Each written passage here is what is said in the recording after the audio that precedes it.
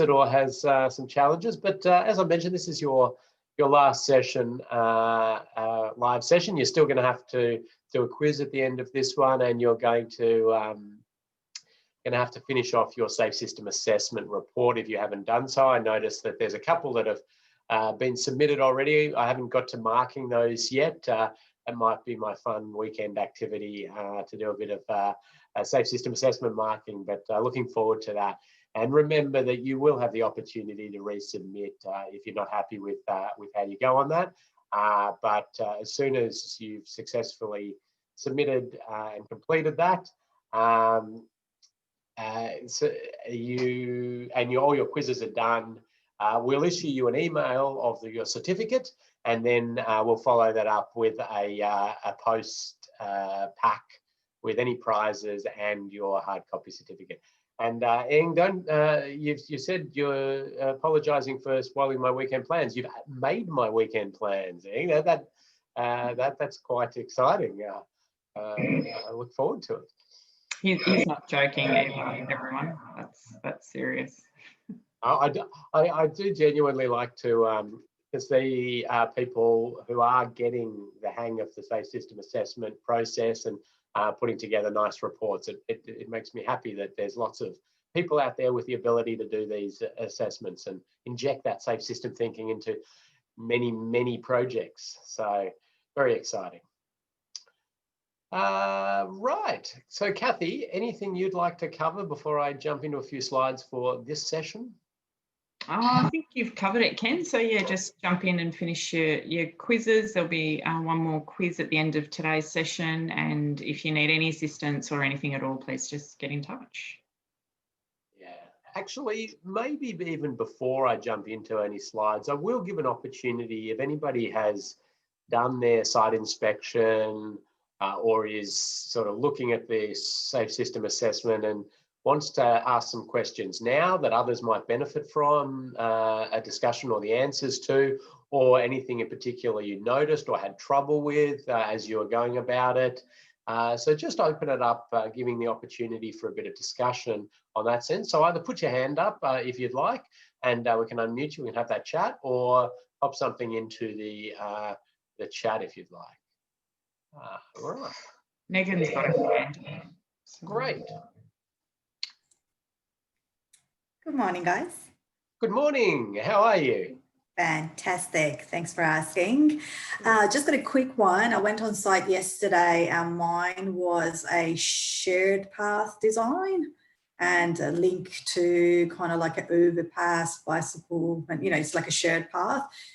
So my only question, because I've noticed in the past session and also in your sample report that there was like, you reviewed multiple options and basically rate them. But for me, it was just basically one design. So I just focus on that. It might be a stupid question to ask, but I was just confused that, am I just reviewing one design and that's about it? Or have I missed something along the way? No, it's a good question, and I'm glad you asked it. You just are going to do one design. So you'll have, your graph will only have two components. One will be the existing conditions. So if the only way for cyclists to move along there maybe was on the road or the like, that would be your existing conditions, how to get from A to B.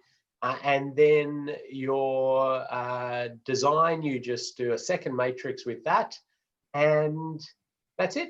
Yeah, you're right. There's not a series of options, but you're right. The examples we showed had lots of different options, but you've only got one option. But what we do want you to do is make recommendations on how to improve that one option that they have. Understood. Thank you. Now, the other challenge you sometimes have with shared path facilities and the like, and from memory, that design I don't think is going to have this challenge as much because it's sort of got some road crossing points and the like in there. But sometimes when we do a shared path and it's not really interacting with the road network as such, you have to start to think about your matrix in a slightly different way, because everything is in the cyclist and pedestrian column, and you don't have anything on these others. So you can just do it like that, so that you get lots of zeros for passenger vehicle run off road and head on and the like.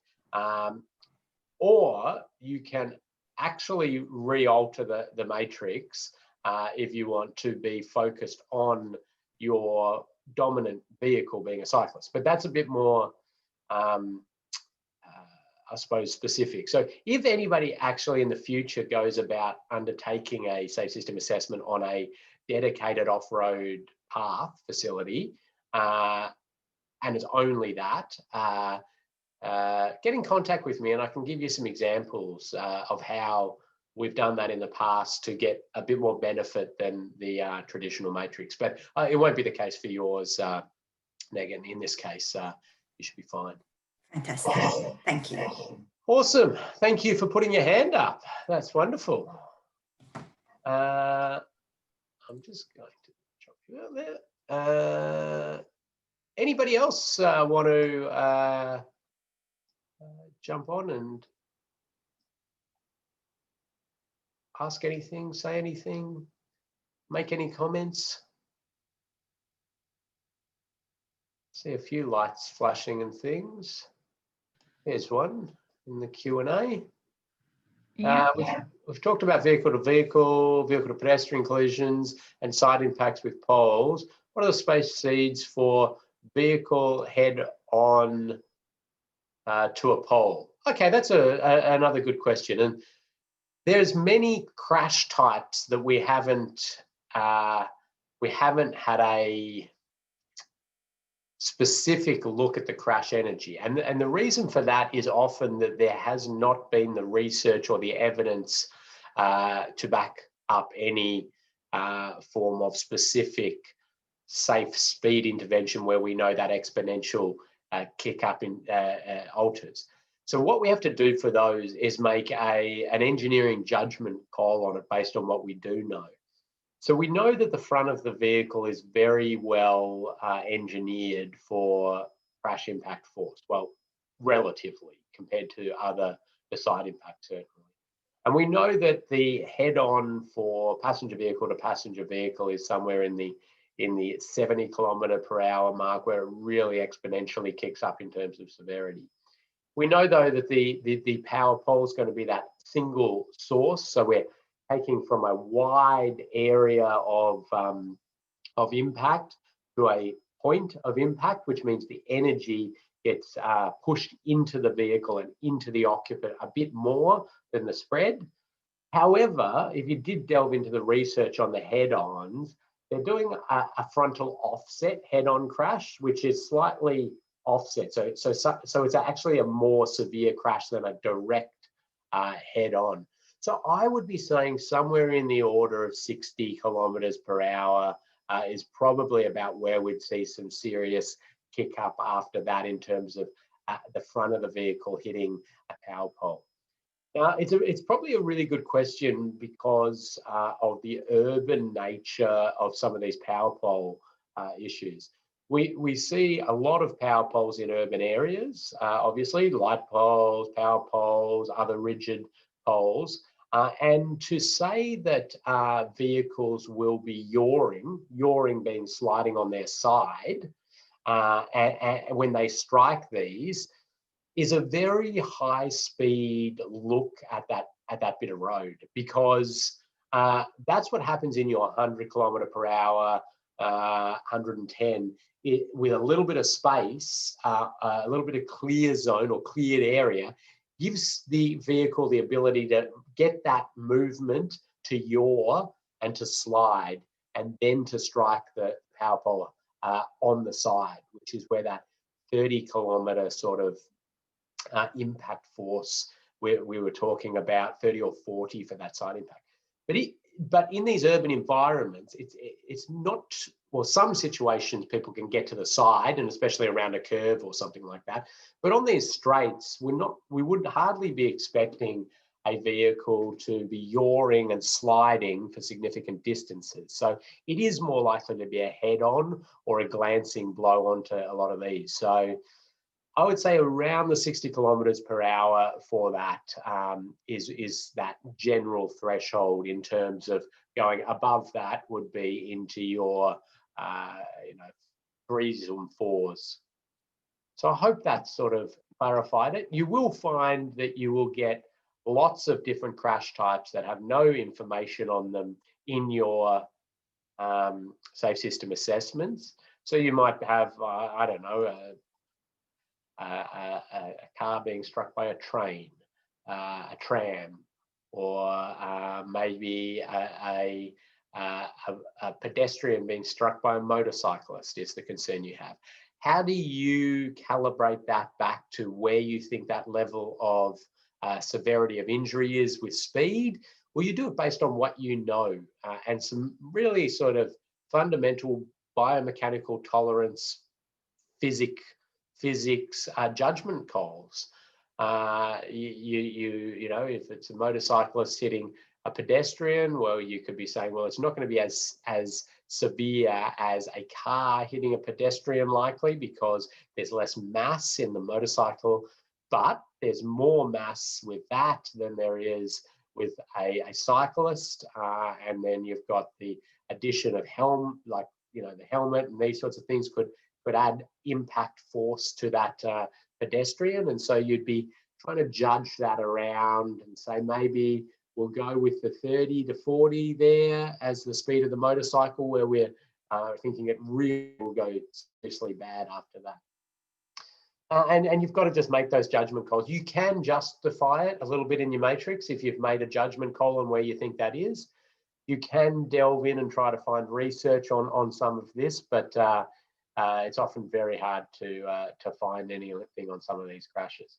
But, you know, a level crossing crash, train versus passenger vehicle, I think we're all pretty aware that that is going to be highly severe, even at fairly low speeds, because of the mass of and the inertia of that train.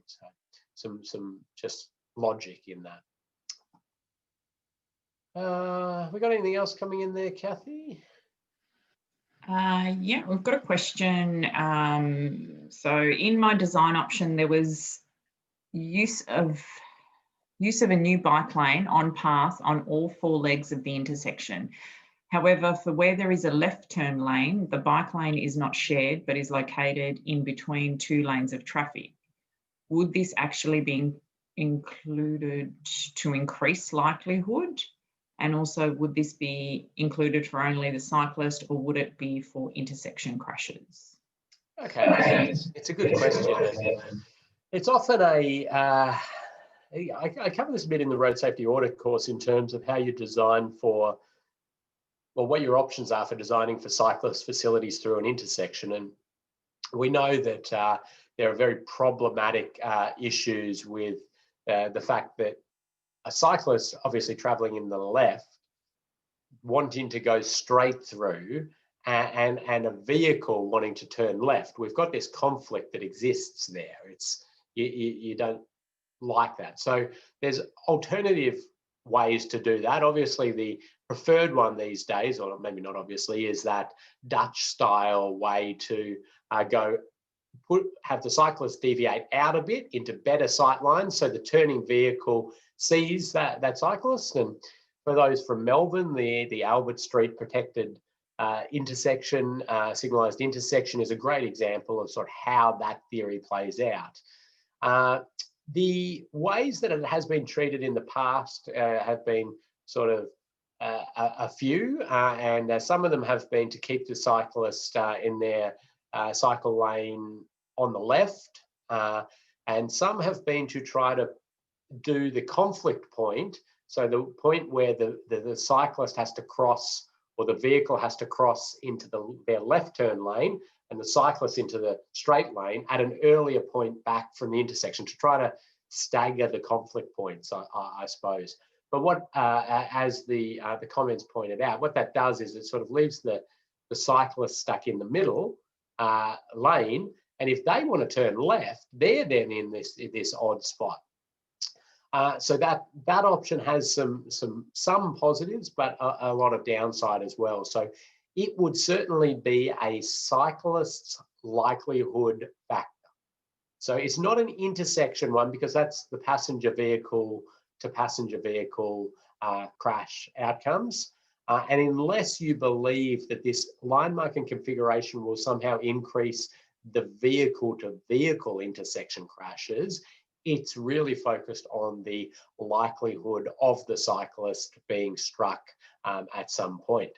And then, you know, your recommendations could be a few different ones, and hopefully looking at some of those protected intersections, because we want to use the safe system assessment as a tool to foster some of the you know, some adoption of some of these techniques we know work from international research and evidence, but people are always a little bit reluctant because it's new and it's different. But we can help to encourage that using the safe system assessments. And now we've got at least a couple of examples around Australia of this stuff. And I know Queensland certainly in the final stages of planning of a few others. So good question and good clarification. That's exactly what we want to be delving into to make sure we allocate those correctly. That was very good. Thank you. Keep your questions coming in throughout the session. This is our last session together. So if you have any burning questions, make sure you ask them today.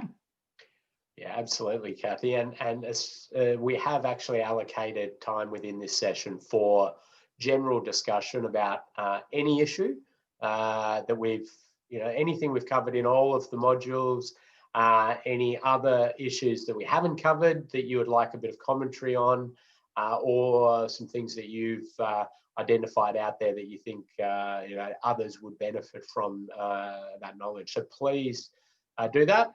You have a think about it maybe while I show a few slides, jot it into the chat, or pop your hand up. We'd love to hear from you. Okay, we're doing well here. I'm just going to pop up my slides, although I'm not sure what you're seeing there, Kathy. You're probably going to see the wrong one, are you? Yep, that's right. Now you got it.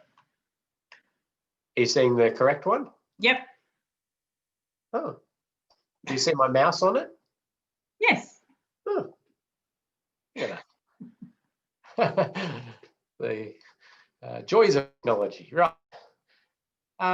Final module, and this is where I want to, I suppose, start to explore how safe system assessments are fitting into, I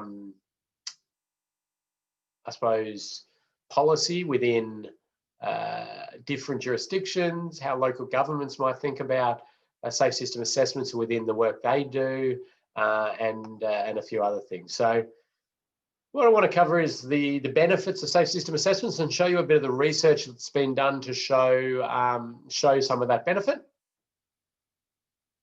I want to talk you through the process of a safe system assessment, and not in terms of how you do it, but how it's done within the context of a project as such. So all the way from sort of strategic planning all the way through to actual implementation of the projects, and then once you've elected to undertake a safe system assessment, how the sort of mechanics of that work. Not the assessment itself, but the process of who looks at what, who would be in the team, and when would it be done. And then talking about the difference between a safe system assessment and a road safety audit. And I've talked a little bit about this already, but I want to delve into that in a bit more detail. So looking forward to comments and questions as we go. Now, I want to start my discussion about the advantages or the benefits we can get from safe system assessments with this diagram. And I think it's going to be a little bit, well, I'm just going to get a little drawing pen going so I can draw a few things on this. So what we've got here is some evaluation that was independent evaluation that was undertaken on the first 35 safe system assessments. Actually, not the first 35 safe system assessments. They were early safe system assessments in Victoria, and they were on major projects. We're talking big projects, sort of in the $100 million to $1 billion range in these projects. So we're talking town bypasses, large duplication projects. So really big stuff.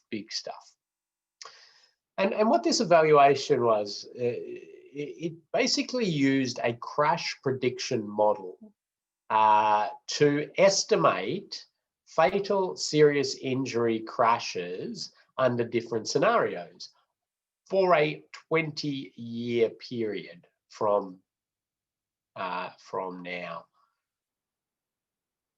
So the first column here we see is if they did not do this project that they're planning at all. So 20 years go by and they have not touched the infrastructure on that bit of road. And in those 35 stretches of road, and some of these were quite long, 30-kilometre sort of bypass style arrangements, massive duplications. I think like Western Highway duplication was one of these, and lots of these sorts of things. They were predicting in the 20-year period we'd get about 8,000 serious injuries and 344 fatalities on those existing areas that road users would have to travel because there's not these new facilities or these upgraded facilities. The original designs that came in, and these were the ones that were just sort of run-of-the-mill designs out of the big design houses, and they churn them out based on the existing way that things are done, and some Austroads guidance and the like, and local any local notes. That brought it down to an estimated 6,700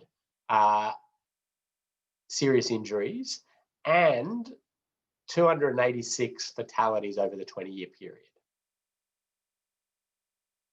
So the first thing that I want to sort of make as commentary around this is that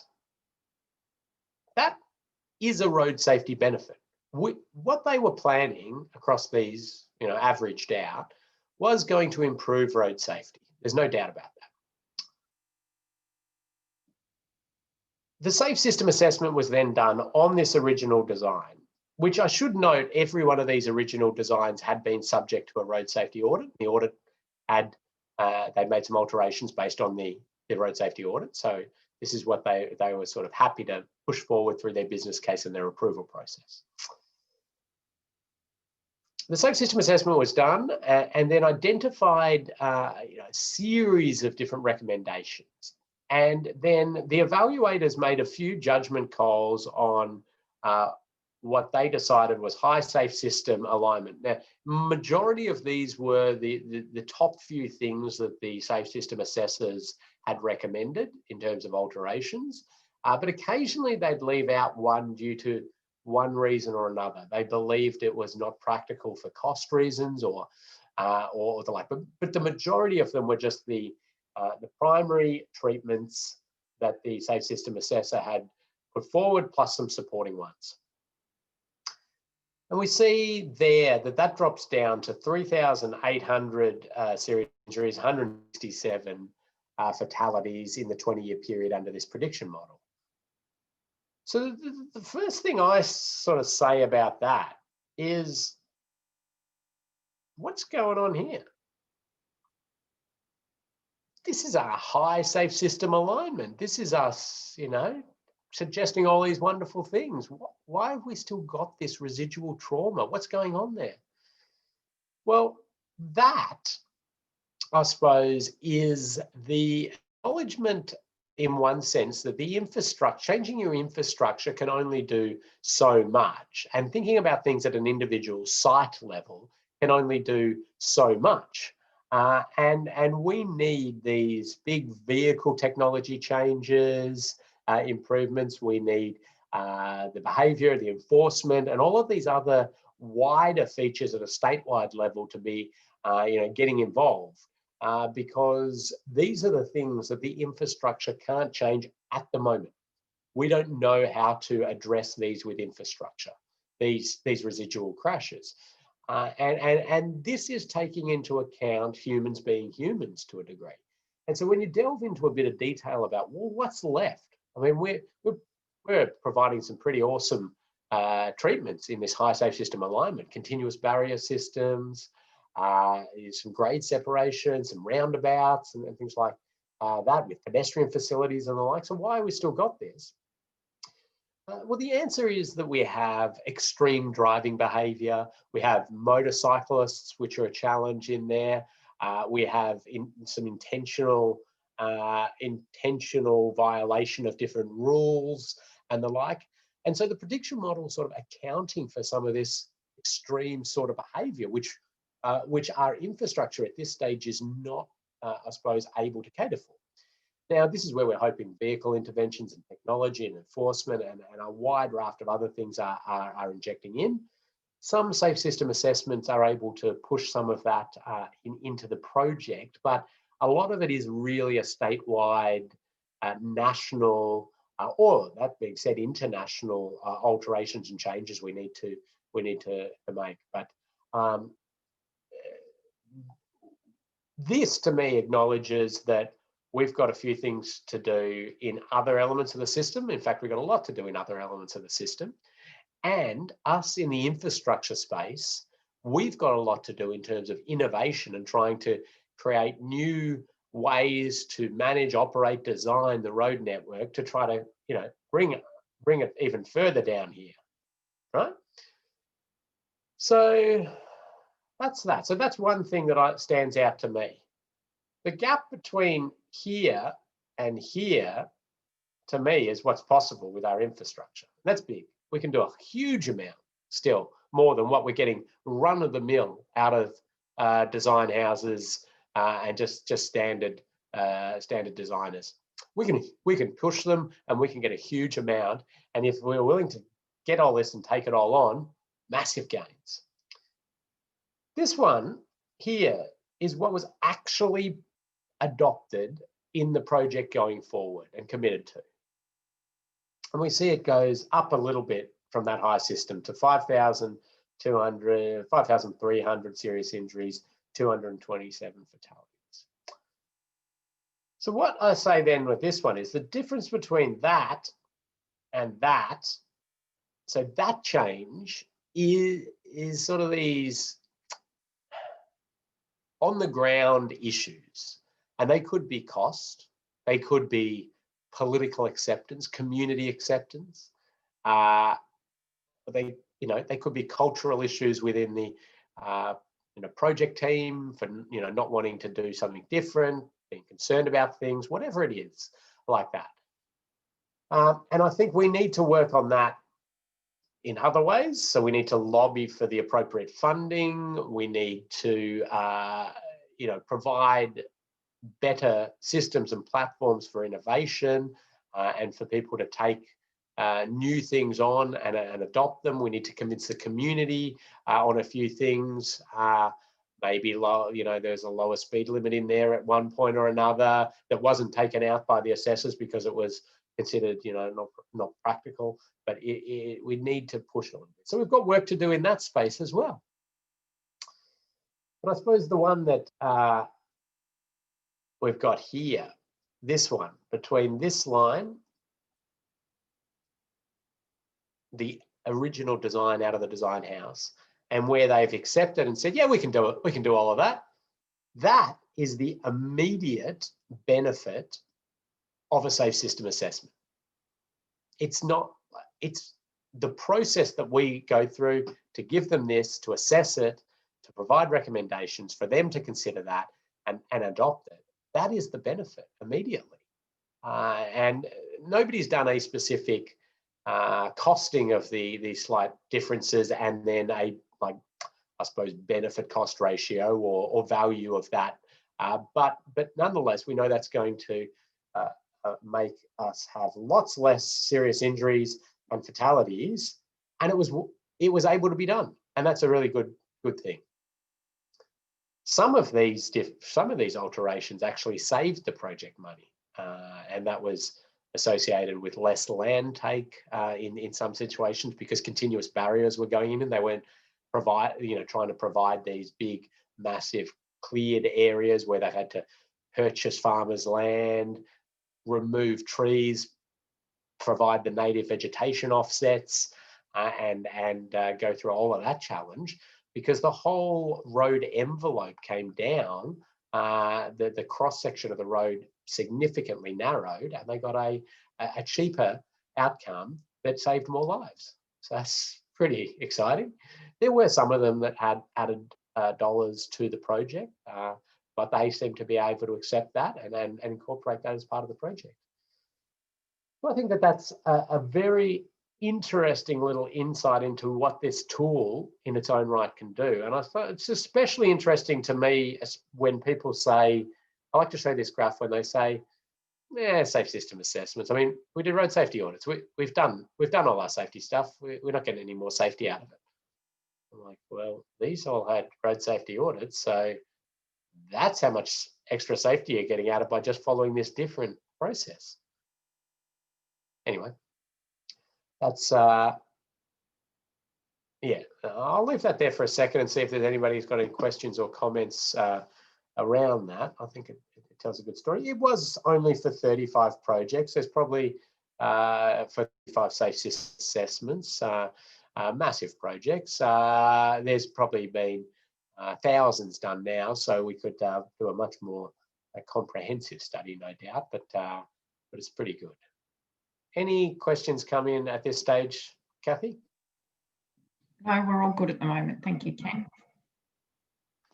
Well, if anybody does want to make comment on that at any point, please jump in there and I can always go back to this slide. So some of the benefits of a safe system assessment, it's a way to determine how well a project proposal aligns with safe system principles. I think you're all quite happy with that now. You're into the scoring, you're understanding that. It's a method for comparing project design options from a safe system perspective. So we actively can compare options, which is something that road safety audits are not meant to be done for the purpose of comparison. In fact, that's very clearly stated in the Austroads Guide to Road Safety Part 6 for road safety auditing that this is not a project comparison tool. If you are given 5 designs and told to road safety audit them and prioritize them, you say, well, I'm not prioritizing them. I'll tell you the safety deficiencies on each one and some recommendations. The prioritization is a different exercise in its own right, but it's incorporated into safe system assessments. So another one there is information on design changes that will move the project closer to safe system objectives of eliminating the risk of fatality and serious injury. So you notice there in that previous graph, move us closer to that because of different limitations. We're not going to get to that end with a safe system assessment, but we'll do a very good job of pushing things forward. It's a method for assisting planners, designers, project managers to move the safe system approach from theory to practice. And that's a wonderful, wonderful tool because so many people have committed to the safe system at a philosophical level because it makes sense at a philosophical level, but on the ground decisions, people just revert back to their usual way of operating. And they say, yeah, well, we're trying to, we're doing the best safety thing we can, but this is a tool, a practical that we can use to inject more of that safe system thinking into these projects. And it's a sound basis for future planning and design of road infrastructure. And I think that, the fairly simple, logical process that has been put forward is pretty easy to use, as I hope you're finding out. And as long as you follow the process within the project, which I'll take you through shortly, you will inject huge amounts of safety into projects as we go. Jump in at any point, Kathy, if anything pops up. Yep, sorry, something has. Is there any examples of predictive models on crashes that are widely accepted by the road safety community? Yeah, there are. Very, very good question. So there are a number of crash prediction models out there, from very elaborate models to sort of rule of thumb model. So example, at Safe System Solutions, we use IRAP, the International Road Assessment Program. So we're accredited IRAP assessors. And what that does is it gives a star rating for roads, and it gives a risk rating. But we can then, by utilising the crash history of the area and a couple of other growth factors and the like, we can convert that to a prediction.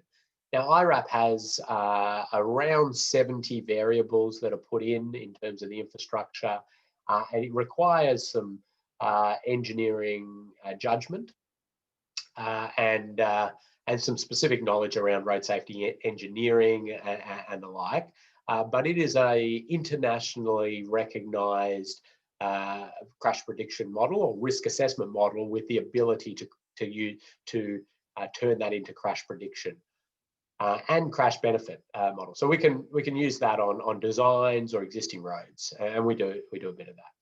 ANRAM, the Australian National Risk Assessment Model, is another product which is based on the same variables as IRAP, with again some of these other crash history prediction features in there. So that's another model, and those are both quite complicated I was going to say resource heavy to do. IRAP and the way we do it is much lighter than an ANRAM assessment, for example. The other ones are the utilisation of crash reduction factors, which I think a lot of you will be quite familiar with from Federal Black Spot program or the old Safe System road infrastructure program in the Victorian government, and a lot of jurisdictions obviously use crash reduction factors.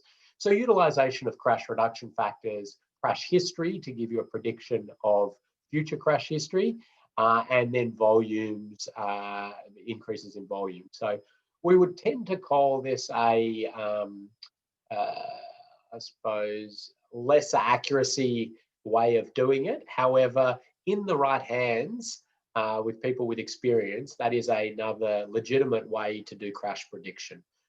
You actually, anybody who's done a Federal Black Spot application, you are doing a crash prediction model and quantifying the benefit of that just using crash reduction factors. That is, in one sense, a crash prediction model.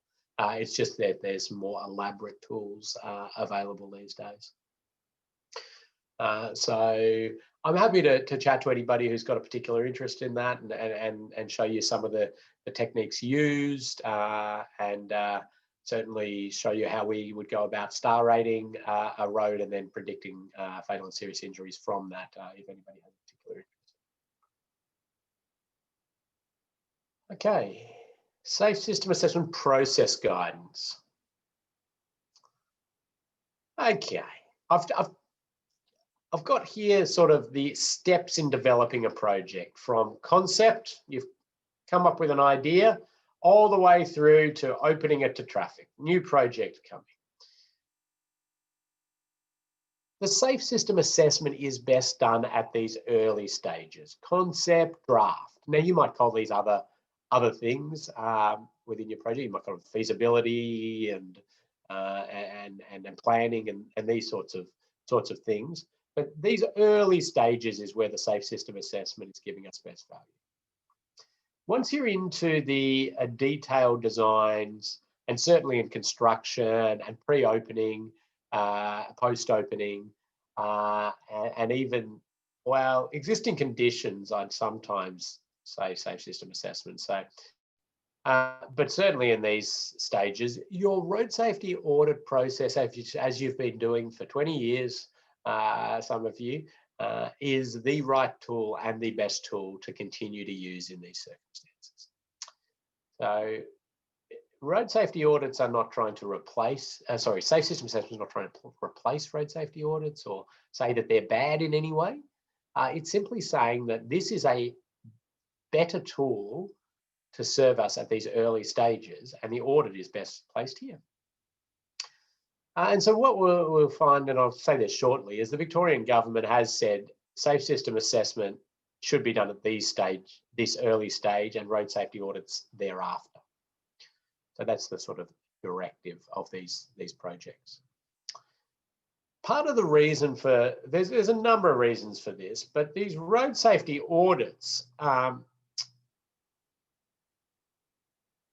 the quantification, as you found out hopefully, is fairly broad brush. And so the little things within a project, which are important, but they're not big enough to alter our score by a whole number or even a 0.5 of a number in likelihood or severity. They're identified in a safe system assessment, but not in the same way that they are in a road safety audit. So I'll give you some just random example. I don't know. We've got the overlap of W-beam rails incorrect on a barrier. And that poses some sort of spearing hazard if a vehicle was to leave the road and hit that barrier, and the barrier was to somehow pocket and snag a vehicle on the incorrect overlap of the W. Now that is a risk, and that needs to be rectified, and it should be rectified. However, in a safe system assessment, I dare say that that is not going to likely alter your severity score by more than 0.5. Because we know that we've got plenty of barriers out there that have had incorrect overlaps and have operated perfectly fine. And it would need to be a very specific scenario of strike. But this is just something that should be rectified and can be rectified. And road safety audits then would highlight that as its own entity, and it'd be its own element and its own risk rating on that specific factor. And so that's one of the reasons why it's really a better tool in these very detailed circumstances.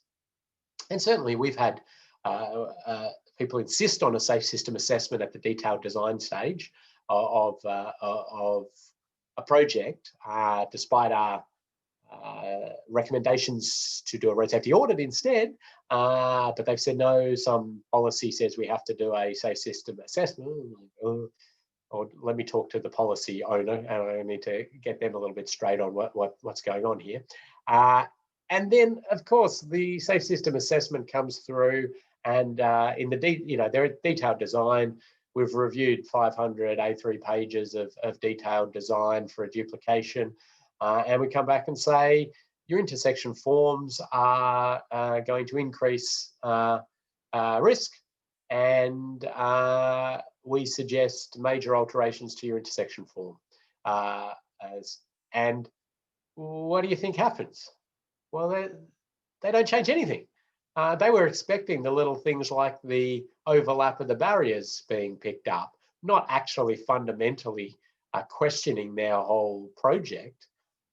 And so what's then happened is a big uproar in terms of how that's been handled. So we want to get that stuff sorted out back here. And then here we want to delve into those details. Yeah, so that's just my, I suppose, bit of advice. What we do, and is noted in the Austra's Guide to Road Safety Part 6, managing road safety audits, is now that you should be looking back, and if there's been any safe system assessments, ensuring that the auditor is aware of what was assessed in that and recommended and the like. So it's just a sort of continuation of that that thinking.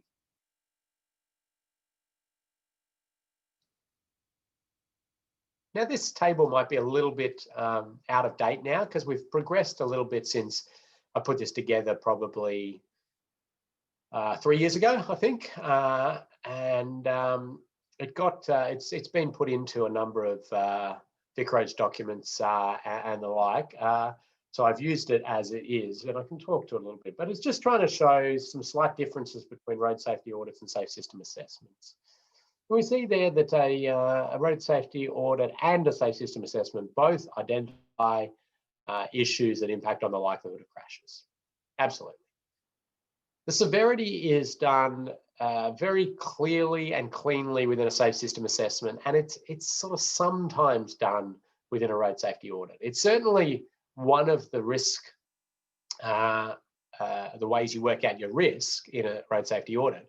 But what we see in just general practice in road safety auditing is that a lot of people ignore that severity because they believe all the likelihood infrastructure is set up correctly.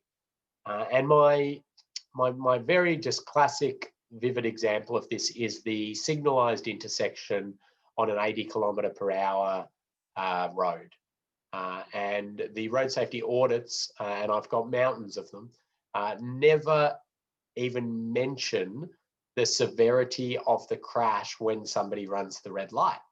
Because what they're concentrating on, the auditors in these situations, are likelihood factors. These likelihood factors are extremely important, but they're concentrating on, can the signals be seen? Is the sight distance to the signals good? Do we need mast arms? Is the lighting good? Are the pavement markings right? Is there the right advanced warning signs?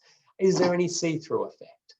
These are wonderful, wonderful things to be picking up, but there is just a sort of ignoring of the red light running and the failure and the energy associated with that failure.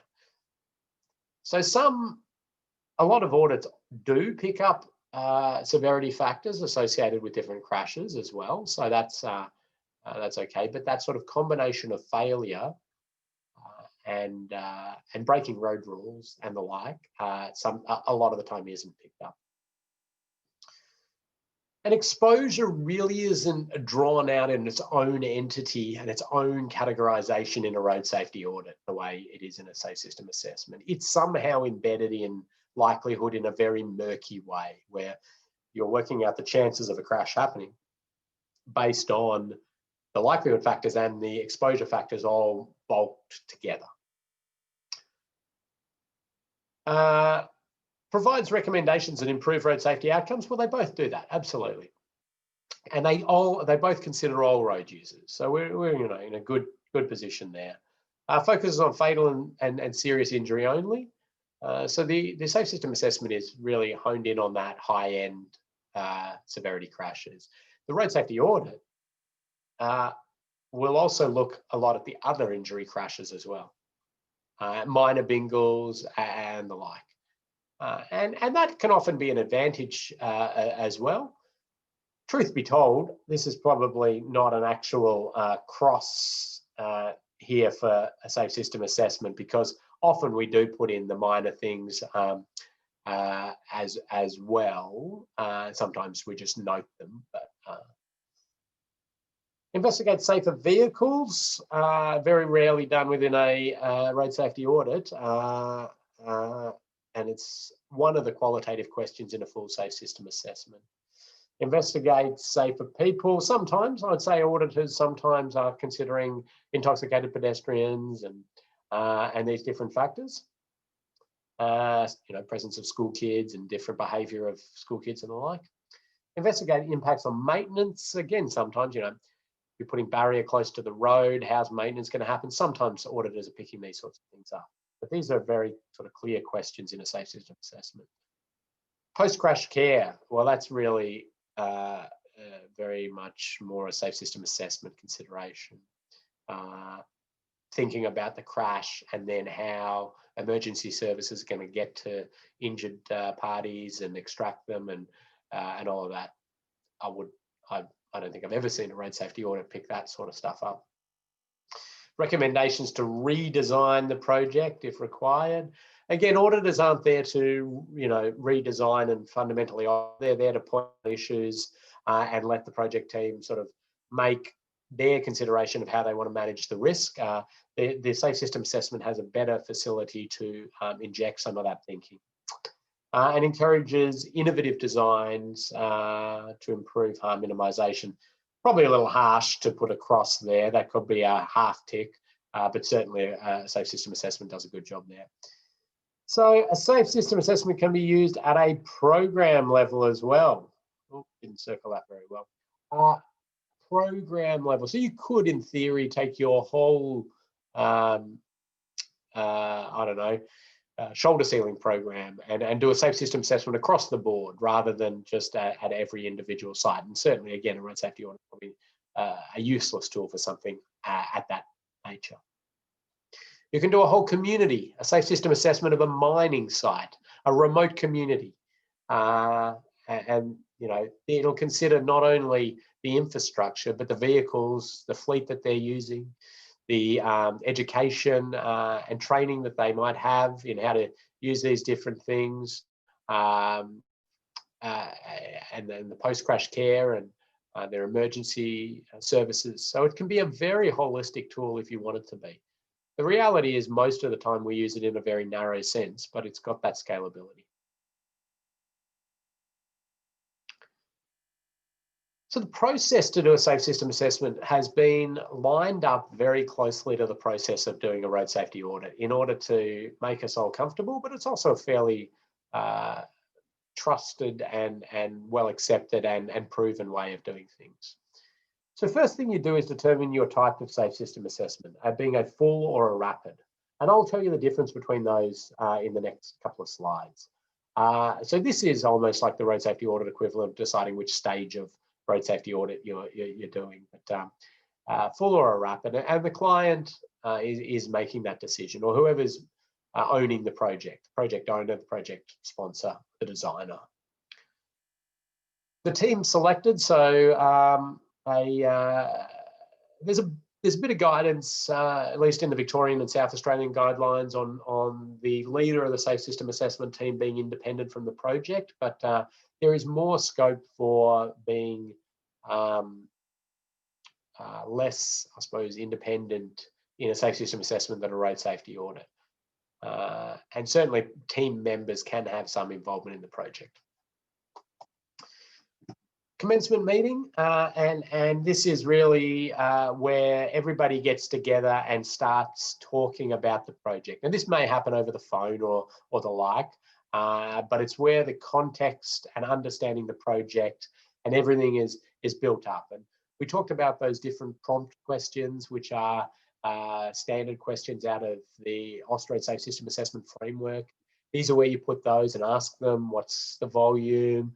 Okay, what's the growth expected? What's your project? Why are you doing it? What have you done a movement in place assessment? What's the function going to be?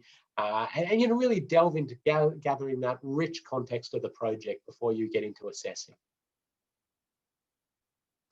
So I like to do that in a workshop if possible, and certainly now with our online world, a quick sort of 1 hour Zoom where I just fire questions and polls at the project team and the designers and get this context, or send them some of the questions beforehand, and you can get a really good picture of that.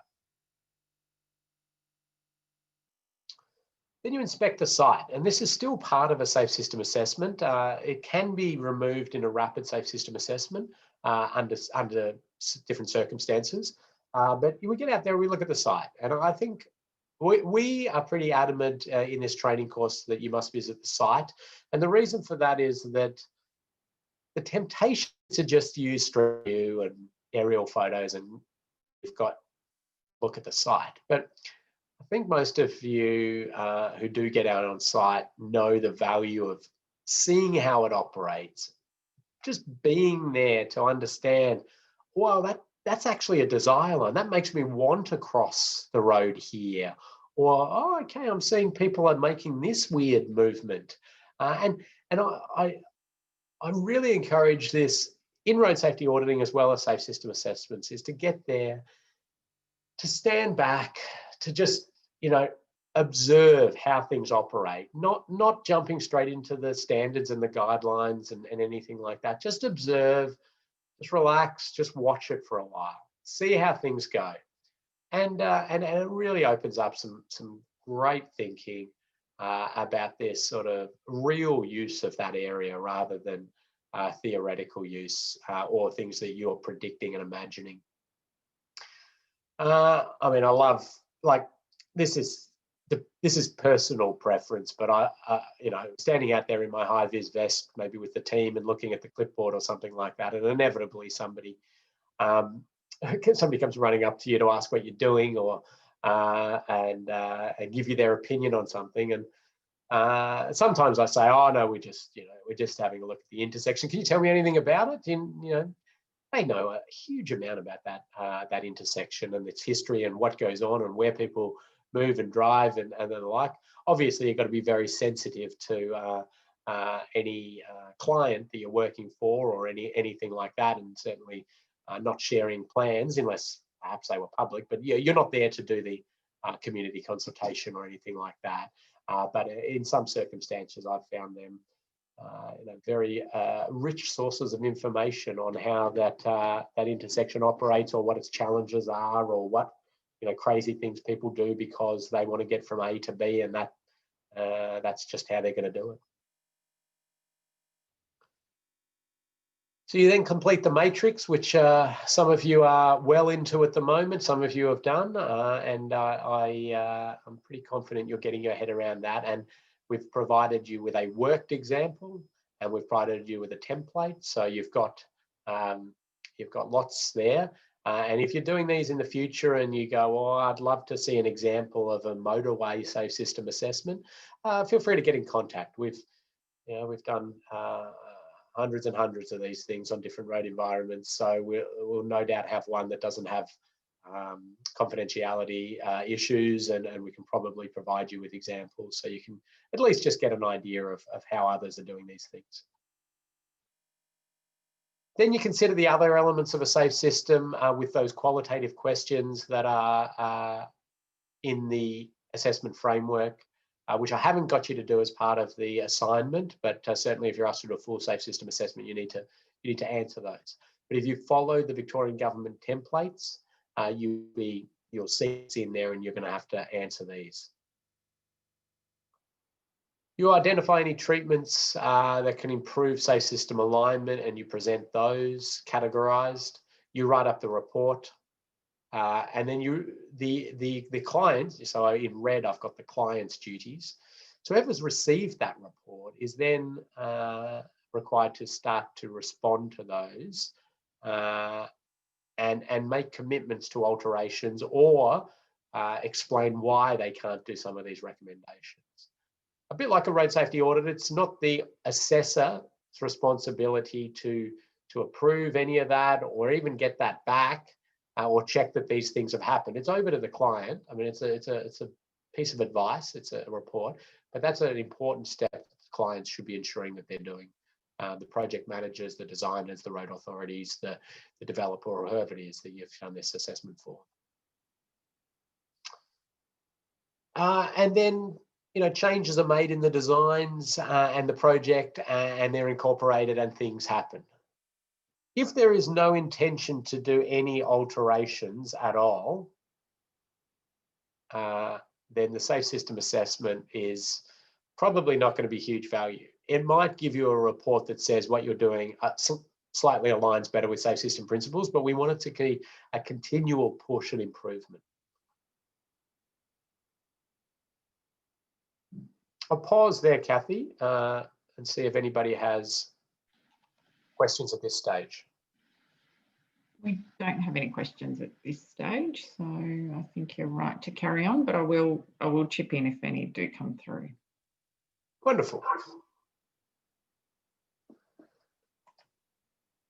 So the Victorian government and the South Australian government have been the two leaders in this space. Victoria is certainly putting together the safe system assessment guidelines of their own. So taken the Austroad Safe System Assessment Framework, added more detail and clarified lots of issues.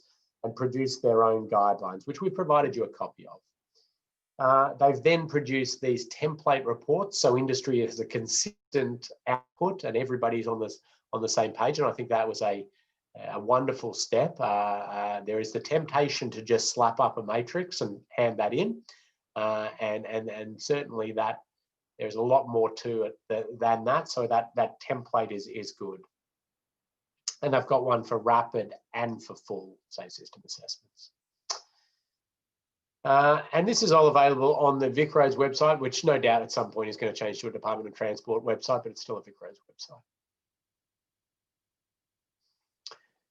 Now, we have a very well-established road safety audit register, don't we, across different jurisdictions.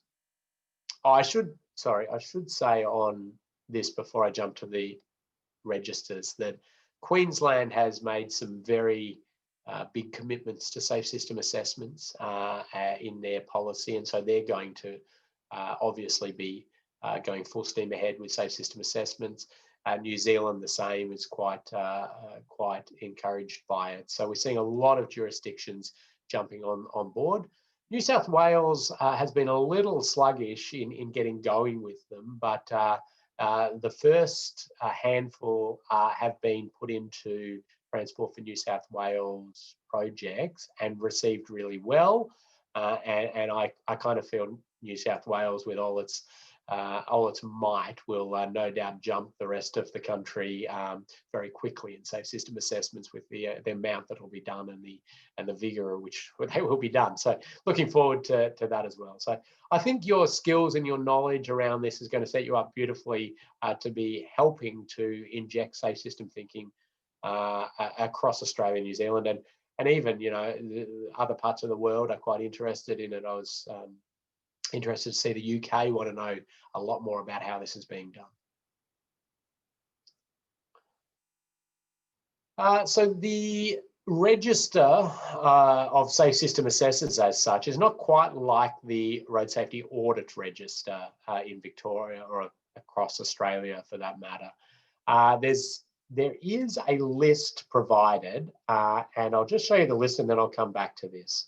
So this is what the list looks like. It's a PDF on the Victorian Government website, and it's just got lists of names, organisation, email address, phone number, and there's probably about 40 people on that now. So I've just snipped a bit of it out there. To get onto that list, you need to express an interest in this and show the safe system engineering team that you have done this course or an equivalent course that they've accepted. And then you need to gain some first-hand experience in safe system assessing, and you need to go out and be doing those, and you need to submit a safe system assessment report for them to review and be assured that you have the knowledge and you're doing things correct and you're categorizing things into the right exposure, likelihood, severity, providing recommendations that align with safe system principles or get better alignment, you're categorizing those right, and you're picking up the right things. So you could take the one that you've done and do more work on it. So you'd have to fill out all those areas that we crossed out, and you'd have to probably take that and put it into a full safe system assessment report and flesh it out with those qualitative questions, and then you could submit that.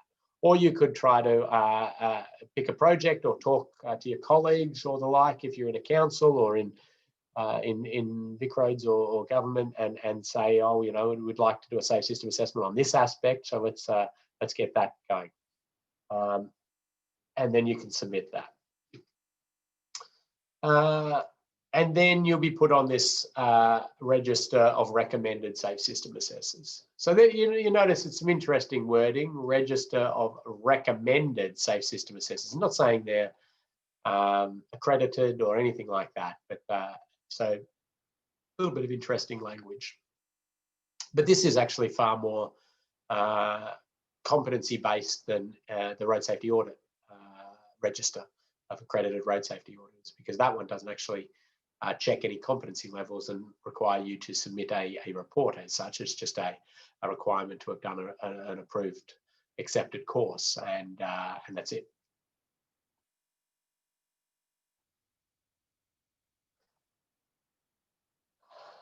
Kathy, anything pop up at this stage on the register or the guidelines or the way jurisdictions are going about this?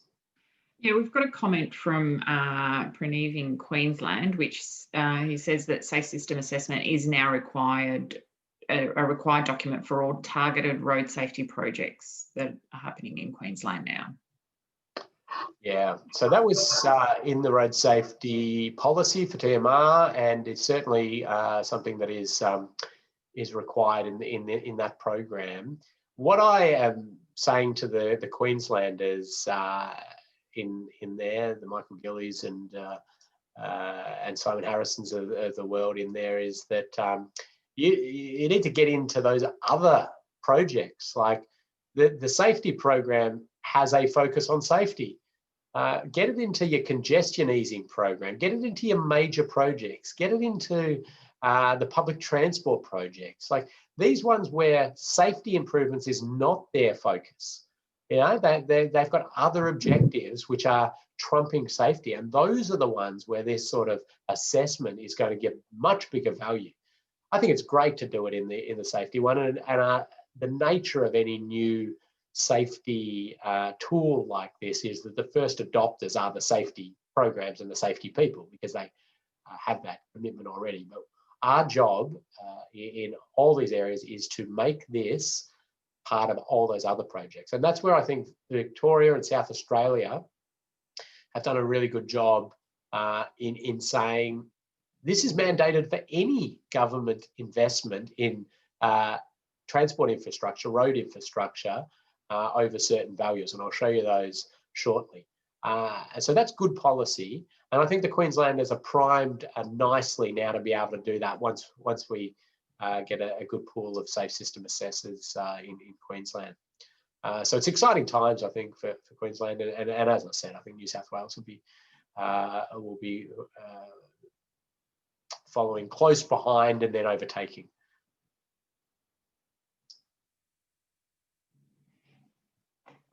Now, I just use this as, I suppose, example, and those who aren't from Victoria, it's about your own jurisdiction and what is decided in terms of when safe system assessments get done, what triggers the requirement. But the current Victorian requirements for any state investment, so local governments can do what they want, but any state investment is saying that anything over $5 million must have a full safe system assessment. All projects must have a full safe system assessment. The only time you can do a rapid safe system assessment, and I'll show you shortly the difference between these. The only time you can do a rapid safe system assessment is if it's a repeat safe system assessment. And what I mean by a repeat safe system assessment is if a full safe system assessment's been done, and maybe you've rated, you've scored 3 options and made recommendations, and then off they go. And then they come back and they say, actually, we've got 2 more new options. Can you do a safe system assessment on those? Well, you can do a rapid on that. You don't need to do a full because it's a sort of repeat safe system assessment.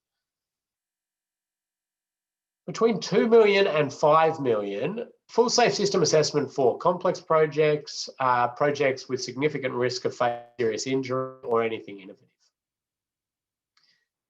Project managers and designers are going to need to make their own judgment call on whether it aligns and fits in with that. Projects with low fatal serious injury risk and repeat safe system assessments, again, can be that rapid safe system assessment.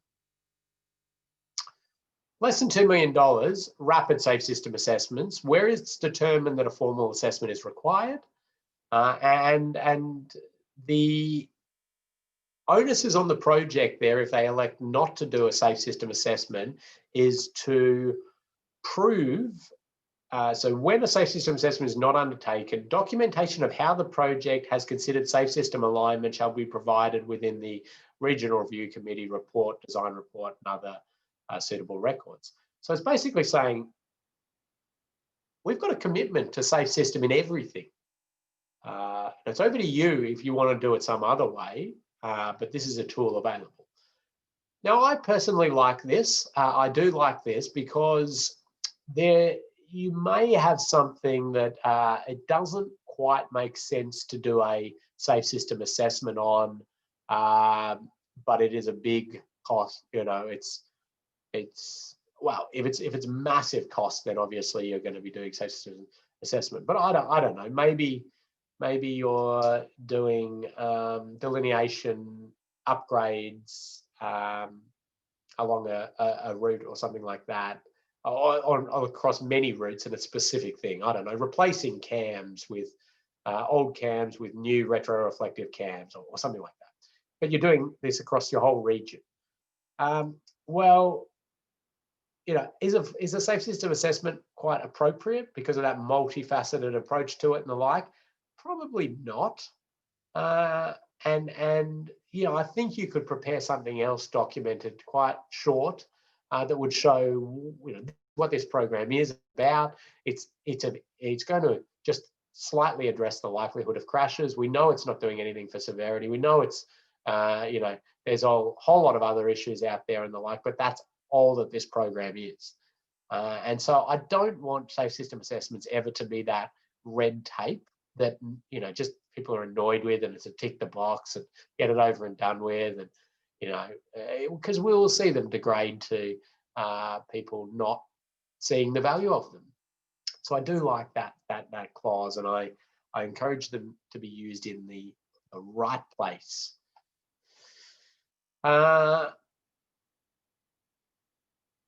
And then, yeah, so there's judgment in determining some of this, which is on the project. So the difference between a full safe system assessment and a rapid safe system assessment, well, I encourage you just to get the Victorian templates and follow those, because that guides you through. But the rapid safe system assessment doesn't need the site inspection. If it's determined that, you know, you don't think that it would add a significant value. Now, I've just mentioned that I think it pretty much always adds value, but I'll leave that to you to make some calls. It's not put into that. The other elements of the safe system, so those qualitative aspects, are also not in the rapid one. I'm just trying to find that. Changes alignment. Yeah, so, okay, it's not quite there in that dot point exactly as I wanted it, sorry. The other elements, so you don't answer all those qualitative questions. You just do the matrix, and then you provide recommendations and categorize those recommendations. There is, and the other one is you don't need a necessarily a commencement meeting as such, or too much of that background. The difference in scope between the two is there, but it's not huge. So it's not like we're talking that a rapid is a sort of a tenth the work of a full safe system assessment. Maybe it's sort of 60%, 70%. But, you know, there's still a fair bit to do in a rapid, even a rapid safe system assessment.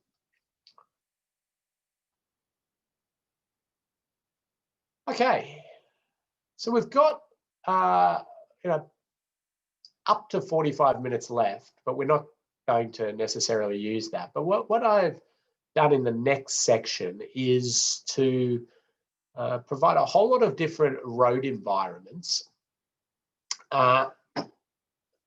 And then I just want to have a brief discussion about what would really align highly with safe system principles in those road environments. The reason I want to do this is that you now understand the process of a safe system assessment, you know how to do them, and you've done one, or you're going to do one, on a specific road environment. But we sort of, at the end of this, send you out there, and you should be doing safe system assessments on any road environment. And you need to be able to come up with like logical recommendations that get better aligned with safe system principles on any of these road environments. So what I wanted to do was just spend a little bit of time on each of those and talk about some of the things that align really highly with safe system principles for you to be able to add to your toolkit of recommendations. But I'm going to pause there. I'm going to let people have a stretch, fill up a bit of water, and I'll give you 2 minutes on that. And I'll also pause there for any comments or questions on anything I've covered if anybody wants me to go back to anything. So have a little stretch break. And Kathy, anything that you want to add? I'm going to have a sip of my water. Thank you, Ken. All good at this stage.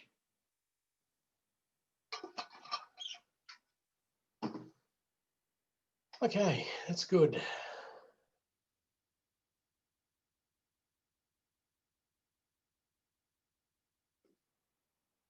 I'll give it 30 more seconds. Kathy, you be confident to do a safe system assessment now? You've sat through this course quite a number of times now. Yeah, I think so. I haven't had a chance to get out there and do it, but yeah, I reckon I could. Yeah, well, you're a road safety auditor, accredited road safety auditor, so it's the logical next step, isn't it? It is. It is. And I like finding problems. So like creating them too, don't you? Settle down. I joke. No, I think that's actually it's a good point though that so Kathy's got lots of education qualifications, but not an engineering technical qualification. But it doesn't mean that Kathy wouldn't add value to a safe system assessment team. And I think what a bit like road safety auditing, gathering that team of different backgrounds, different perspectives and views can be a nice, rich addition of value to a safe system assessment. Yeah, maybe Kathy won't be commenting on the super elevation of the curve, but certainly may make some comments that those of us who do comment on that miss because we're too concentrating on that, geometric constraints or the like. So can be a good addition. All right, let's keep going, and I'm going to get a bit of interaction going on this one. I'm going to ask some questions of the group to make sure that people are still there. So hopefully you've had your stretch and you've got your nice cold glass of water ready to go.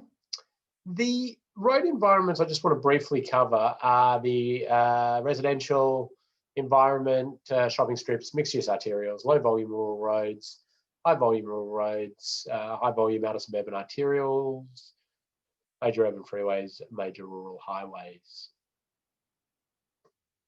So here's a residential street, and it's got a default 50 km/h speed limit. There is a sort of major-ish arterial road back here. You can see there it's got pedestrians, it's got parked vehicles.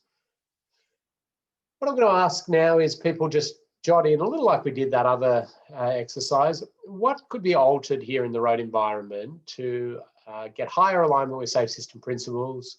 And tell me again, is it influencing the exposure, the likelihood, or the severity? So just jot a few of those in and into the comments, get a few ideas going.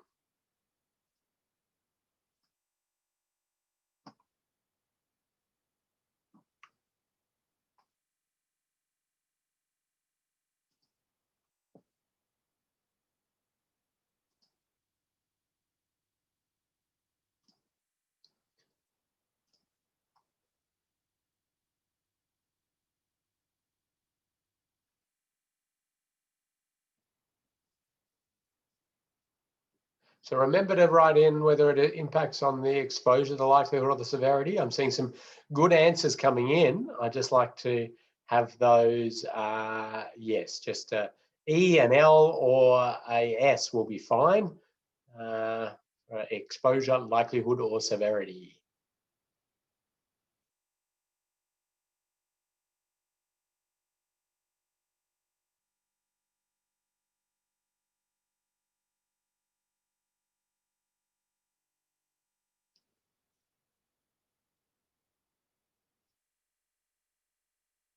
Okay. Seeing some wonderful stuff coming in. A lot of people looking at ways to reduce the speed, and I'm really happy with that. Absolutely. We talked a lot about these environments being probably low movement and low place value. Again, don't tell these people it's low place value, but you know, from the whole scheme of things. But what that means is that we can significantly reduce the speed through these areas. And I'm seeing lots of people popping in things like different local area traffic management, speed humps, speed controls, rate platforms, all wonderful and all likely to address the severity of any crash, but possibly also the likelihood of any crash. Lower speed, more chance to react, more time to evade, stop, and the like. So getting some wonderful benefits there. Some discussion about indented parking, and I think that's a really good way of thinking, assuming it's sort of with curb outstands and the like, which is what Kim's put in there. So I think it's a really good idea. The one I suppose that people will say is removing the parking altogether. It always worries me about the increase in speed. You open up wider residential streets like this and you get higher speed. You need to complement that with other features. But the way Kim's described it's really nice with curb outstands, indented parking, narrowing it all down. We're seeing there lots of different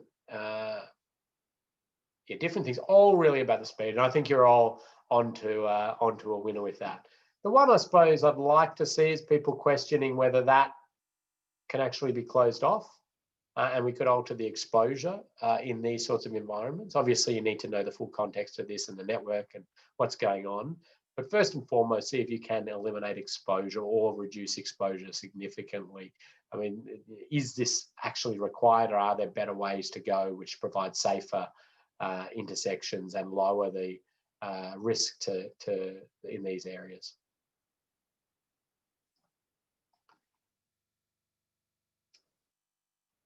Okay, so here we've got a strip shopping centre, and it's obviously heavily pedestrianised in terms of a movement and place. This is certainly a place for people,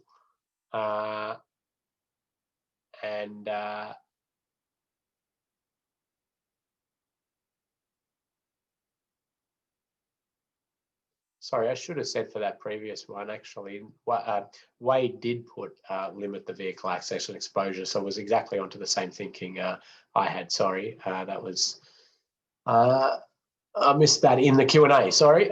So good thinking there. And one for the New South Wales people amongst us here. Prize for the person who can tell us where that is first. Obviously a place for people. And so again, I'll just give you 2 minutes to quickly pop in and some ideas on what we could do to alter the exposure, the likelihood, or the severity of crashes. Wade's responded with it's outside Coles. Give Wade some sort of appropriate prize for that answer. Will do. Bondi Junction, Wade is correct. So you got the correct one. Oh, did somebody get in before that? I don't know. It actually says it there just for anybody who is looking, but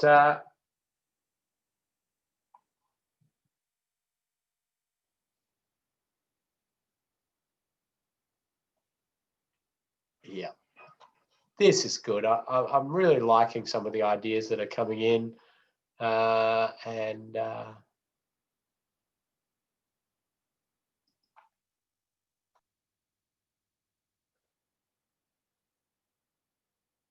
the current speed through here is actually 40 kilometres per hour. What do they call them in New Zealand? The high pedestrian activity area.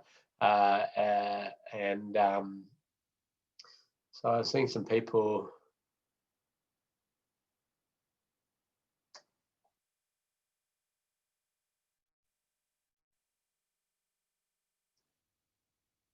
Now, Praneev, you're going to have to remind me what HATUA stands for. High activity. So I'm seeing here lots of people who are, first of all, questioning, can we close this off? Beautiful thinking. Eliminate that exposure. Close it off to passenger vehicles or the like. Can it be made to just that pedestrian mole? Great question to be asking first. You'd need to know a lot more of the context for those who don't know the area, but that's fine. And then we've got a lot of people, again, who have identified that because this is a place for the people and the like, vehicle movement speeds through there can be very, very low. Shared zones, very low speed environments, slowing vehicles down, reducing the likelihood of crashes and the severity of crashes, very much in the severity of crash space. So we would expect these days, I mean, to see this far lower than a speed limit of 40. The operating speed's probably likely to be low, but there's really nothing to reinforce a lower speed in these environments. These sorts of environments can be a bit challenging with buses in terms of how we use our favourite vertical deflection. But you do have options around speed cushions, certainly ways to block off areas to all passenger vehicles except for buses and the like that can have boom gates or other ways that they can only get in and out. And those are pretty good. So narrowing it down, I think, is another good one if you are going to still provide the priority for passenger vehicles, and that will reduce the likelihood of crashes. You'd be tempted to write exposure in that narrowing things down, but for the safe system assessment process, it's a likelihood factor. So high activity transport user area is the one, and it's a Queensland thing. And yes, it all comes back to me now, and allows speeds only below 30 kilometres per hour in Queensland. So definitely, it's that kind of thinking. And yeah, so there's some pretty obvious good ones. So I think everybody's thinking along the right lines. And you have now the Safe System Assessment tool as a way just to sort of categorize some of the benefits you get from these different treatments you're putting in and quantify some of that and spit out some of these recommendations. So I've called this one the mixed use arterial, and it's got the mixed use arterial is a term which is trying to categorize that high movement corridor, but it also seems to have the priority of lots of road users. So it's got pedestrians, it's got cyclists, it's got public transport, it's got vehicle movement through there. And so you've got a whole lot going on in these. So we're back to what are the kind of features we'd be expecting in these sorts of road environments to get higher alignment with safe system principles.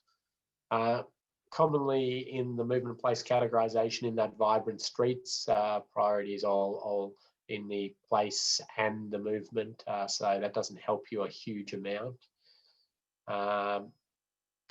And remember to put in exposure likelihood or severity. So Joe's put in a really good one, but I'm wanting to see there the exposure, the likelihood or severity of that one. So I'll give you a second to do that. And I'll just check on the time, make sure I'm going all right. Yep.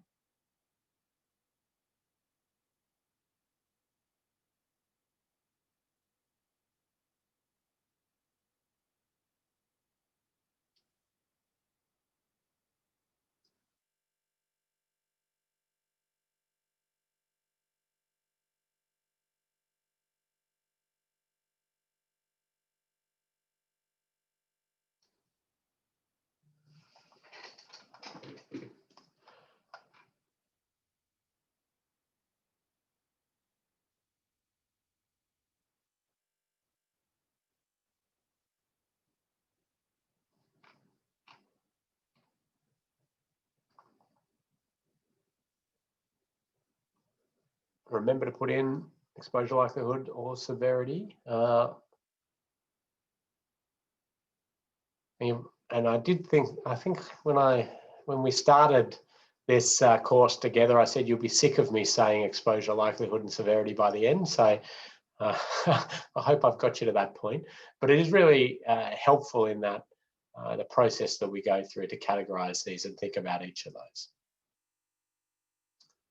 All right, let's see a few things that are coming in. We've got the suggestion of a median island, and depending on how that's configured, if it's just an island and an area that that people could cross and pause there, I think that would be the likelihood of crashes that would be influencing. So staggering that crossing to 2 distinct movements, and you can see the lady sort of paused in that location. If we had an island for that, would lessen the likelihood of those pedestrian crashes. If we were to put a fence down the middle, which some are suggesting, and corral people into that crossing point in the middle there, again, just because you've still got that crossing point, I'm going to put that into the likelihood categorization, because yeah, we're probably lessening the likelihood because we've got the formalized crossing point and the like. But the exposure is still there, assuming that we still have the same number of pedestrians that want to get from one side to the other and that are crossing, even though they're crossing at the one spot. So again, that would be probably a likelihood factor if you added that in. Now, would you do that? Well, you probably want to think about the movement and place and the context of it, and work with the project team on that. Some raised crossing points, I think, is a really great one that's been brought up there. And you know, if these were to be raised, we've got the signals to reduce the likelihood. We've got the if these were to be raised, it would reduce the severity of any incident still does occur. So so severity and likelihood with the signals. People get a bit concerned with that, with the buses and the like. I do always remind that we, you know, could have options to have the bus area not raised, and you know, some raised areas across here somehow.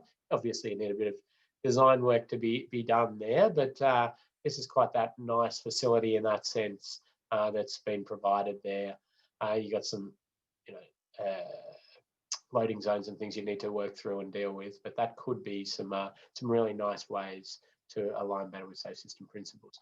Or you could just raise it and the buses could go over it in their slow manner, which they can do without too much trouble. So separated bicycle facilities, again, a great one, and that would probably be a likelihood factor unless you've somehow made physical separation with a you know, rigid barrier system or really altered it, but probably just a likelihood factor there. Reducing the number of lanes. So that one, you'd probably want to see a little bit of the traffic modelling and what alterations that changes in terms of the volumes, and that may influence your exposure score, but it certainly will reduce the likelihood of crashes. You're having less lanes mean there's less ability for pedestrians to be masked or dynamic visual obstruction. So one car blocking another's view of pedestrians crossing and those sorts of things. You have less sideswipe crashes. You have less ability for motorcyclists to be, you know, sideswiped or crashed into. So you get lots of likelihood reductions from a reduction to one lane in each direction, and you may get some exposure reductions as well. And so lots of other good ideas coming in there along the lines of some of those that we've just presented. I'll just have a look at the other one, the Q&A, and see if there's anything else that popped in. Yep, some good stuff similar there. What are my thoughts on the banners? These banners? Is that what we're talking about? I'm not sure I have any thoughts on the banners. What are your thoughts on the banners? I'll let somebody else have a go at that. I can't immediately think how they're going to majorly impact on the exposure, the likelihood, or the severity. There may be a little argument about distraction, but I'd be keen for anybody else to comment on that. The one thing I think that we haven't had anybody mention here is the ability to play with the likelihood and severity factors over time of day. And this can be done through your variable speed limits. So, are there times of the day where this is heavily, the risks are higher, being, very busy shopping times, or is this an area where there's lots of intoxicated pedestrians on a Thursday night, Friday night, Saturday night, or whatever it is? And can we, adjust speed limits at those times, or even do things like dwell on red, which I think I mentioned to this group during our pedestrian discussion. But I love dwell on red because that's basically where you would have these signals default to red. I mean, they're going to rest on red. That's another name for it, rest on red. And so you'd likely do this in the wee hours of the morning on the Thursday, Friday, Saturday night, Sunday night. I don't know. We tried a few around in a few places in Victoria, and it was sort of 7 p.m., 8 p.m. Friday night till 5 a.m. Saturday morning, and then the same again on Saturday night, Sunday morning. You just targeting the intoxicated pedestrians in terms of protection. And a vehicle that comes up here will have to stop, it'll drop to green, and then it'll go straight back to red. It makes it a slow, annoying run through here, but that's okay. We're here to make it a really good, safe, slow area for pedestrians. That's taken from the UK, who do this in a lot of the high streets. There are lots of pubs and the like, and they'll drop these pedestrian crossings to along the way to red. And you can do it with signalised intersections as well.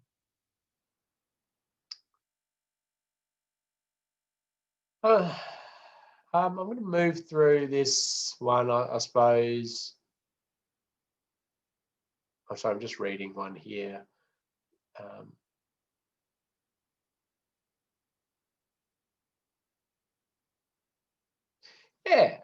So Wade's put in some good point. A lot of the thinking is in 2D thinking, and what about extra levels and being able to provide that separation? And I think that's a really great way to think, and can alter exposure and certainly likelihood as well. I'm going to just jump through these ones a little bit quicker. These roads are going to be extremely challenging, and this road's sort of got somewhere around the 500 to 1,000 vehicles a day. It's a pretty nice standard of road for that, but low volume of traffic. It's 100 km/h default speed limit, and there's just thousands of kilometres of this type of road out there, and hundreds of thousands of kilometres of this type of road out there in Australia. And what are we going to be able to do? The obvious things that we would like to do to get us our highest alignment with safe system principles would be to put continuous barrier systems down this. Can we afford that? No. I mean, can we afford it on the highest volume roads? It'll still take us a while, but yeah, probably, but not these lower volume ones. We would just won't afford to be able to do that, these continuous lengths of barrier system. So our severity aspect is sort of limited in that sense, and we need to start to think about can we get that severity reduction through major speed limit reductions down to very low speeds?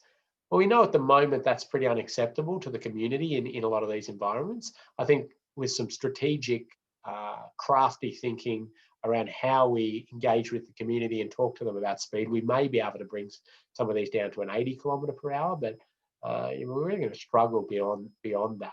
And to get it within safe system, sort of tolerable, acceptable speeds, we're talking somewhere probably around 50 km/h.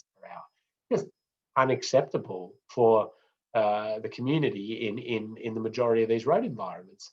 So then we get into this awkward position where we're really starting to say, well, we're going to have to probably on these ones really hone in on focusing on those likelihood factors for the time being. And that's things like sealing the shoulder, audio tactile centerline, edge line, maybe a bit of a wide centerline here and narrowing out these lanes, maybe some isolated barriers for the highest risk locations in terms of severity reduction. But to get that continuous barrier system and high alignment is probably out of our ability. Now, in a safe system assessment on a road like this, you could probably write a little bit of that story to say, to get the highest alignment with safe system principles and keep the highest speeds, it would require continuous barrier systems, which is acknowledged is well out of the scope and the context of a project like this. So we are moving to a lot of supporting treatments there. And the reason I sort of encourage that little bit of commentary is to not pretend we're meeting safe system principles on this in a very high way with some shoulder sealing and the like. We know that's going to help. And what I wouldn't like to see is safe system assessments with the only recommendation or the only commentary being seal shoulders and audio tactile, because we know that's not going to get us to our objectives of pretty close to elimination of death or serious injury, or really bringing these things down. It will help. I think we are going to need the other elements of the safe system in these road environments to really be helping out in terms of vehicles and enforcement technology and those sorts of things. So we'll be working on that. But seal shoulders, increased guideposts, better signage, delineation, audio tactile, bit of separation, managing speeds at intersections, and trying to protect high risk locations. It's kind of what we've been doing for a long time. It's targeting that likelihood, but very hard to get the severity altered in these ones. A couple of questions on this one, Ken, if you can just pause. I've got a question from Kim wondering if the variable speed limit would be appropriate to address high activity wildlife areas, say reduce the speed at dawn and dusk, for example. Yeah, so I think that for a number of reasons is a good idea.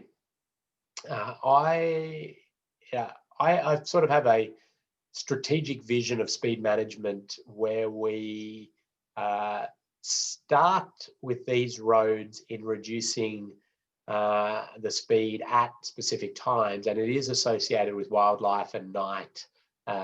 We know the risks go up at an individual level. And so I would sort of start by nighttime 80 kilometre per hour, or dusk to night 80 kilometre per hour speed zones. Little intricacies in working out how you actually legislatively do that and define those sort of things. But we've managed to do that in other areas, so we can do that. But certainly that would be a way to get in there, and you wouldn't need to do it necessarily with electronic variable signs, because you could do it with some static signage and the like. And that would be good in reducing probably just the likelihood of crashes at those times. The severity is still going to be high if incidents happen, but people are going to be going slower. There's more time to react and the like.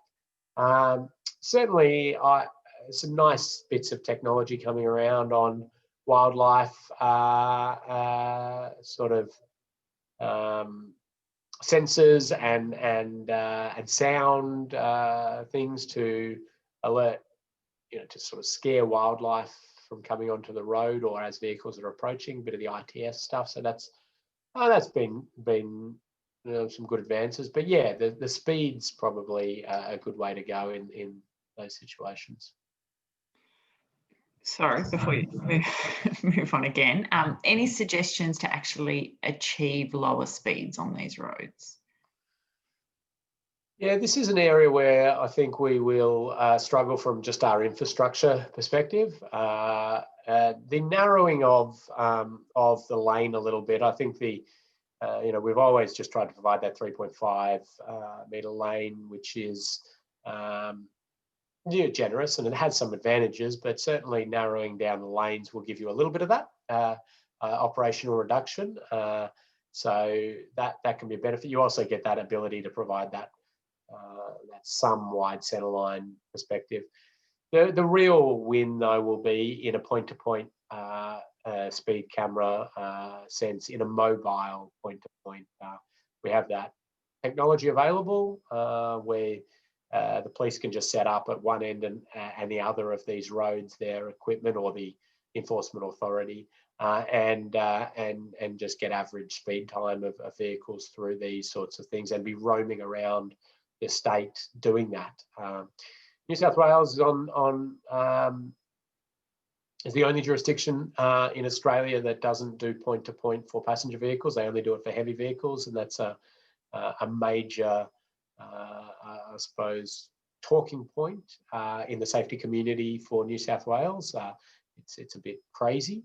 It's a wonderful tool, and it really should be used for all vehicles. I know the politics is hard to get through, but you know, realistically, how are people justifying their speeding? It doesn't make sense to me.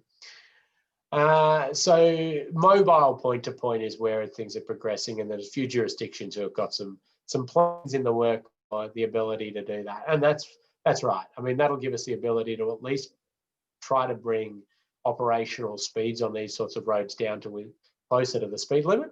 That would be nice, and then we can start to work on some other ways. But it's going to be challenging, very challenging on these roads. Thank you, Ken. And just one last comment. We've got an innovation glow-in-the-dark line marking suggestion as well. Yeah, so there's been a few things popping out in that space, and that would be addressing some of the likelihood factors again at night. So some good ideas there. All right, we're actually surprisingly running out of time, which is a tribute to all the people who are putting in great comments. The higher volume rural roads are where we're going to be investing in those continuous barrier systems to address the severity of run-off road and head-on crashes. And so you would be expecting to see lots of continuous barrier systems in these types of road environments. It looks like it's a low volume, but it's actually a high volume road, just picked in the time that it didn't have that. And then in the intersections of these are where you are providing facilities to slow vehicles down. So obviously trying to get roundabouts in there. We know there are benefits from a reduction in severity perspective, but variable speed zones when vehicles are approaching, if you can't afford those sort of things. The roundabout option I love here for so many reasons. It also means you can put a central barrier system down, you know, all the way along here for quite a way, and any access point that a farmer may have or the like, well, they can come down and they can U-turn around their roundabout and head back.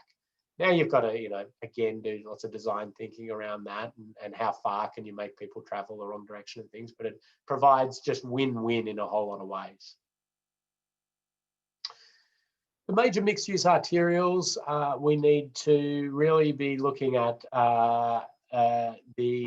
limiting the exposure of vulnerable road users in these locations, because we have that objective of higher travel speed for passenger vehicles. So this sort of thing with a bike path, bike lane on a 80 km/h road here is just a big no-no.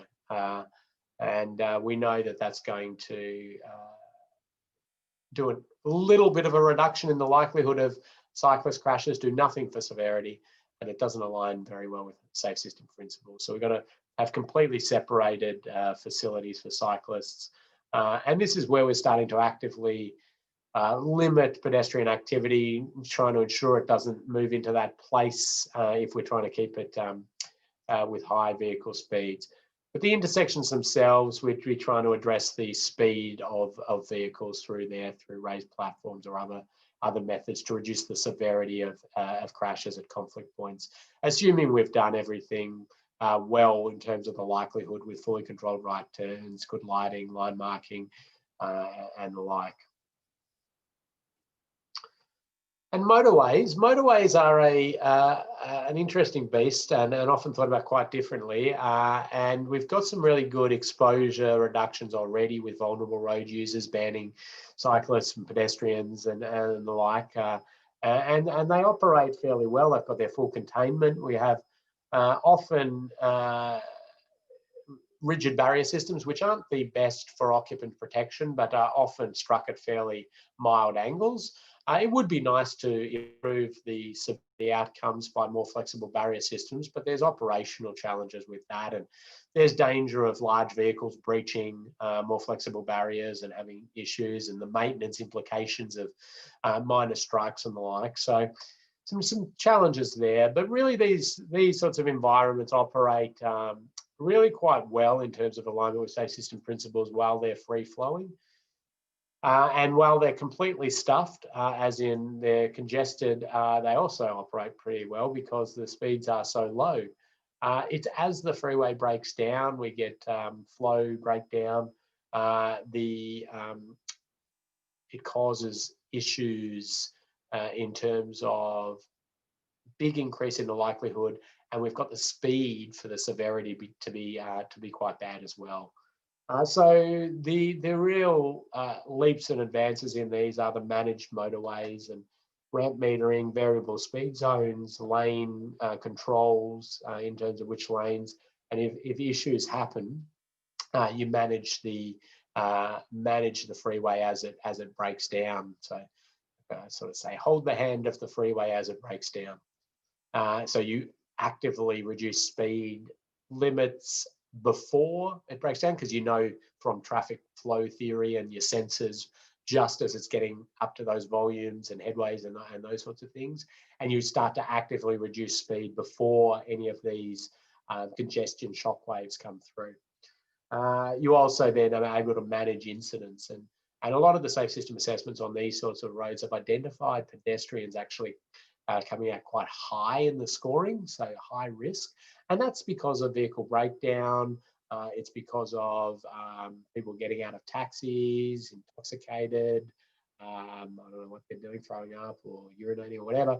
You know, but these things are happening quite a lot on these motorways, and the ability to address that risk by blanketing the speed down, closing lanes on the approach to these incidents helps us with the likelihood and the severity of any incidents. So there's a few things on those. And the major rural highways are basically our last one. We've talked about this. These sorts of cross sections are no longer what we would be creating. We know that better alignment with safe system principles, those continuous barriers throughout, and we'll see that be blanketed out. And we're thankful that the new Australia's Guide to Road Design Part 6, roadsides, barriers and safety, is far more aligned with this safe system thinking. So we'll be seeing continuous barrier systems throughout these high-speed roads. We do want to complement them with things like rest areas and good spots for people to be better. Enforcement areas for enforcement and those sorts of things as well. And intersections, again, grade separated, removing the exposure to crashes, or significantly reducing the speed, or providing those acceleration. So the speed differential is reducing the severity of those crashes. So we don't really want to be seeing those right angle, high speed, 110 kilometre per hour ability to crash in those on these roads, or any roads, but these ones are the ones where we're going to have the high volume and the high likelihood of that happening. So I rushed through those last ones, but as I mentioned, these were just to give you a little window into a few of these different road environments, the many things, and just keep going to that process of what can we do to reduce the likelihood of crashes? What can we do to reduce the severity of crashes? What can we do to reduce the exposure to crashes? And that will help you through that, and you'll be thinking very broadly about a whole lot of different things. Any final comments or questions? Not at this stage. So if anyone does have any last minute questions, now's the time. But I just wanted to say thank you, Ken. That was terrific. And thank you to everyone for your participation. It's great to have your comments and questions throughout the program.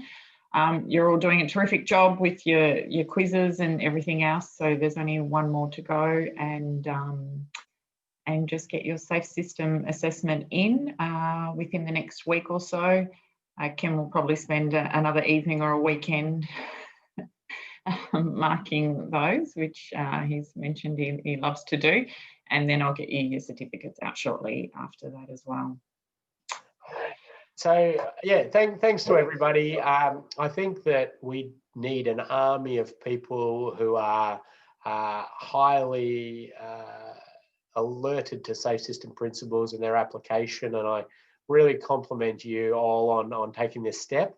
And I want you to be out there pushing boundaries, challenging people, and trying to do these safe system assessments, and encouraging others to arm themselves with this knowledge as well, coming along and doing this course or learning a lot about the safe system principles so they can really help that. So we will sort of be adding you. We're sending you information about future courses, so we really encourage you to share that with others who might benefit from it. Yep. We've got a question about COVID-19 increasing the conflict between cyclists and pedestrians on shared paths. So there's a challenge here to reduce the exposure constraints. How can an SSA assist in this type of retrofitting projects? If the process applies just the way we've been doing it, so you would do either the existing conditions being the pre-COVID in terms of exposure and the like, and then you do it post-COVID in terms of, or during COVID in terms of your increased volumes and the like, which will increase exposure, which will increase scores of different crash types. And then you can just simply go through and identify different ways to either influence the exposure, the likelihood, or the severity. And I don't know if, trying to address the exposure, I think just think of it as one of the things you could be doing. The likelihood and the severity are also good aspects. Widening areas, taking over traffic lanes are all options, and they will alter the exposure or the likelihood or the severity. So you've got lots of options there, and you can use that assessment process. Remember, it is just a specifically chopped up risk assessment methodology with a very specific set of focuses on it. So that, in one sense, you could say, well, what can we do a risk assessment on this this increased use, and what could we recommend out of it? And this is just a methodology for helping with that. So happy to talk further about that to anybody if they've got an interest, or share some further information. Thank you very much. Thank you, Kathy. Any other things come in? Councils planting more trees in urban areas, is it going to increase likelihood of crashes? Yes, potentially. The likelihood, or you've got more things to hit, and the like. Urban areas, as I talked about, depending on the speed environment, the ability to yaw the vehicle to have side impact crashes with new trees and the like is lessened. You do get a little bit of speed reduction with some trees and the like on the roadside and the like. But what I encourage is, if you're trying to make a place more livable, beautify a place and the like, you can slow the speeds down. If it's a place for people. Now, if it's not, and you're just trying to sort of beautify an area, put some barriers with your trees, or put high-profile barrier curbing in if you don't want the visual intrusive look of barrier systems. You've got some options.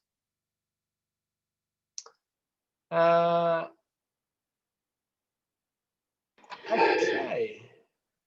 Next Thursday is the due date for the getting in your safe system assessment. But if you do need more time, that's fine too. Yeah. So as soon as you're done, put it in. We'll mark it, and assuming you get over that 80% average across the board, you'll be emailed your certificate. If you don't, we'll talk to you, and we can have a one-on-one bit of coaching, or we can send you some written commentary, and you can have another go at it. Okay, so thank you again. Thank you, Kathy, for all of that. Good luck packing all those prizes into into the different packs. But keep in contact. We'd love you to as I say, share the course with others for our ones early next year, which we'll be scheduling in soon. Certainly, I enjoyed the course. I think you're a great group, and I'm looking forward to marking your assignments. Terrific. Thanks again, Ken. Thanks, everyone. Bye. Bye.